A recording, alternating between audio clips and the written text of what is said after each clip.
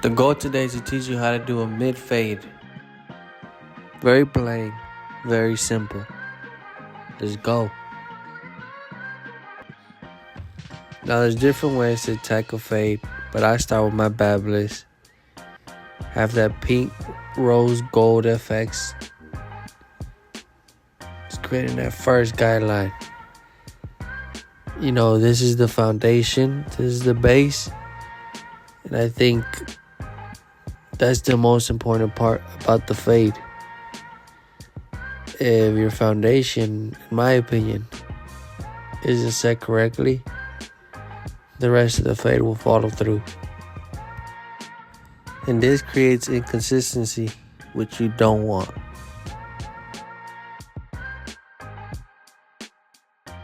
So right after, we're coming in with our shaver, just so everything is nice and clean, there's no stubble, and you have that smooth transition.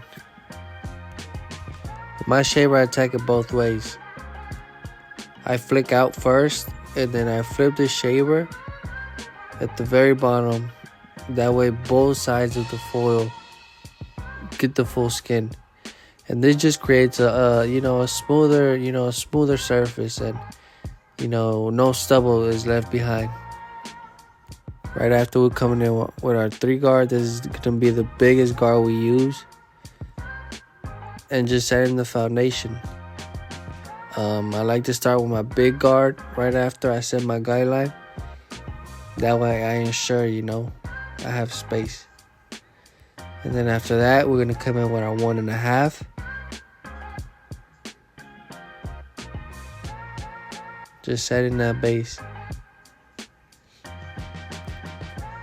Ensuring that everything that I do is nice and clean before I move to my next step.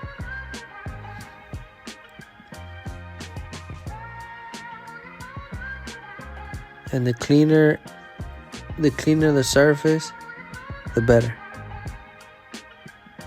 Now we're gonna come in lever open.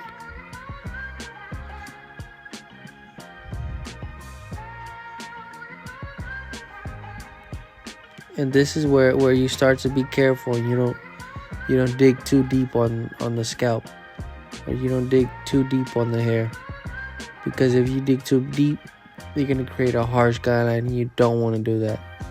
So here I'm just flicking out. Make sure that you flick out, but you're effective.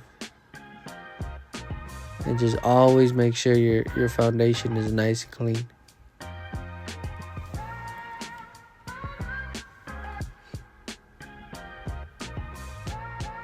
After that, just gonna be playing with the lever till that first guideline with the trimmer comes out.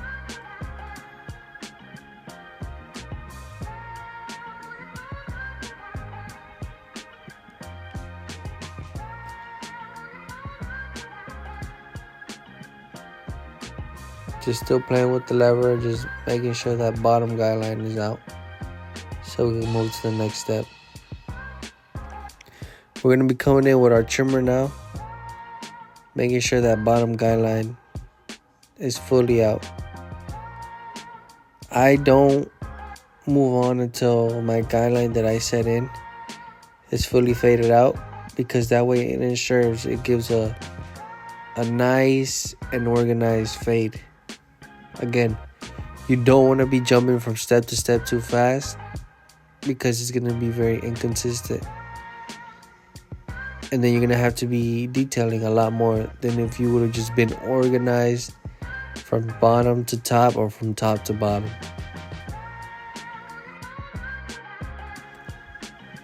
And again, the most important part is having that clean surface, that clean canvas.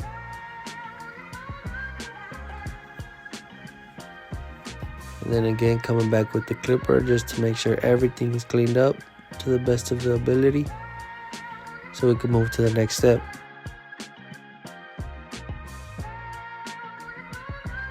This is my first ever tutorial, my first ever YouTube, so just getting used to the camera, something new. But I told myself that this year was going to be a little different, that content was going to be created, so here I am today. And I hope you guys like this video and many more to come.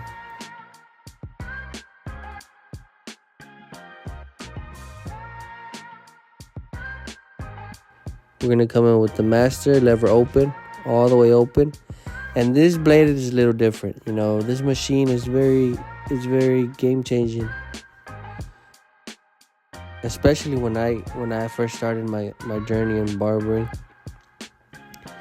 It was very forgiving.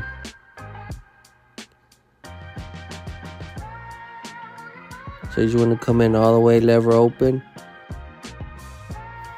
Right underneath the 3 and in between the 1.5. After a while, you just want to lever play with it. Again, this master has a stretch bracket, so which means it could go from a 1.5 closed to a half or 0 open. So this eliminates the step of using the 1 or using the half. And this is why I love this clipper so much, because it gives a nice smoother finish and it's more effective. Now once everything is set, you want to come in clipper over comb to connect everything in the parietal ridge. This is where your fade starts to come in and everything starts to transition from skin to 3 to shear work. This step to me, when I first was in barber school, was the hardest. I still remember the first time I did this and I gave somebody a bald spot, man. It was the worst, but thankfully they only paid $5 for it. And they knew what they were going to get in barber school, so yeah, this was one of the hardest things to learn once I first started out, but I love doing this now. Now we're just going to shape his beard. I didn't do much on the beard. Just faded it out a little bit on the top of the beard, but other than that, that's pretty much it. But I'm just getting rid of any wild hairs, anything that's loose, you know, just to ensure that he just doesn't look crazy with a clean fade and an untouched beard. Now, one thing about the neck that you have to be careful.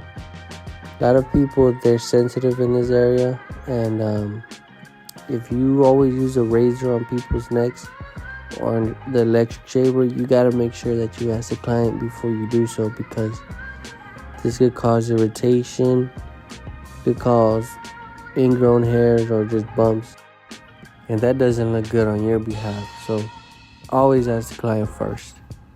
Now we're going to come in with our clay, our matte finish clay. Make sure the hair is damp. And this gives the last final touch, you know. Just run through the hair. Make sure it's spread out nice and evenly. And for slick backs, I like to start in the front first and then spread the product to the back. But if it's like a fringe or a crop top, I like to start from the back to the front. And then that's where I use my wide tooth comb. Ensure that everything is nice and neat. Check that fade out, man. It's coming out nice.